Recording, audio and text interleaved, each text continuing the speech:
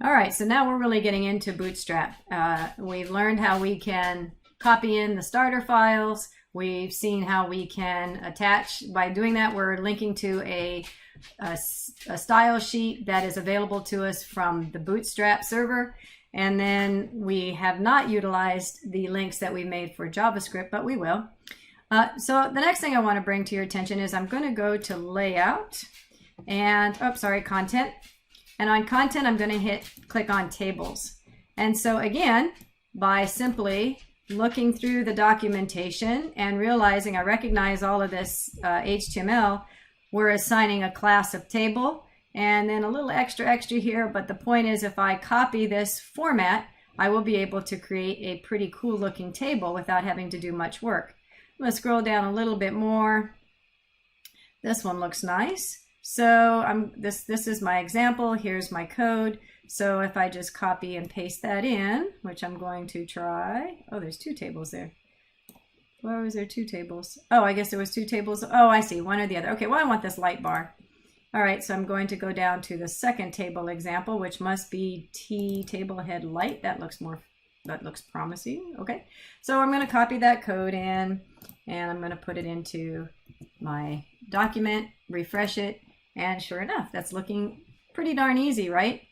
Maybe, and then you recognize the HTML from here, so you can adjust those things as you need to. I only don't want this row, for example, and I'm going to edit that row, for example. Whatever you need to do. You're just recognizing that Bootstrap, it sounds like very fancy magic, but all it is assigning classes to HTML that you already know how to create. All right, but I want to introduce you to something else that we haven't really done yet.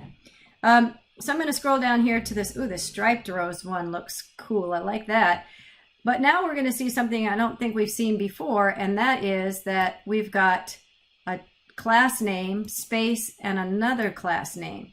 What does that mean? Well, it turns out that you can apply more than one class to a particular element. So there's a class of table, and then there's a class of table striped. So if I were writing this in my own CSS page, I could create a generic class for all of the tables. So everything that had a table would get a particular class or styling.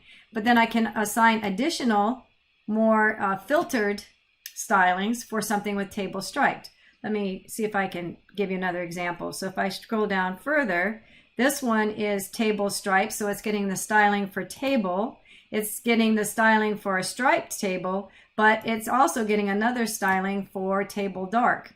So you can apply more than one class to any element. This isn't just Bootstrap, this is any CSS.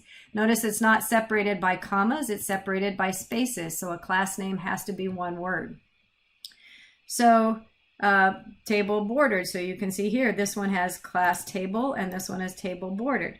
All right, so I'm just going to take this table bordered word, class name, and apply that to, I already have a class for my table here, so I could copy all that code if I want to, or maybe I'm just going to apply that class, that second class. So now my table is going to receive the table class and also the table border. So let's see what happens.